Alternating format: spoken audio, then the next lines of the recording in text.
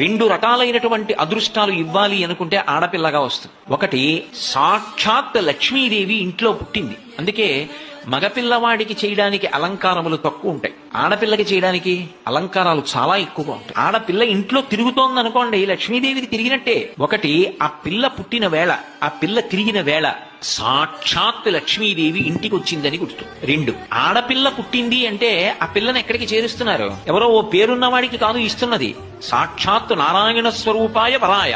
ఆ వరుడు నారాయణ స్వరూపుడు. ఇప్పుడు లక్ష్మిని నారాయణుడి పక్కకి చేర్చారు. ఆ చేర్చిన కారణం చేత ఏమైంది? 10 తరాలు తర్వాత వచ్చేవి, 10 తరాలు నా ముందున్నవి, నేను ఒక తరం, 21 తరాలు ఉద్ధరింపబడ్డారు, ఉన్నత లోకాలకి వెళ్లారు. ఏది మగపిల్లవాడి విషయంలో చూపించండి అలా ప్రమాణం. అలా చేయగలడా?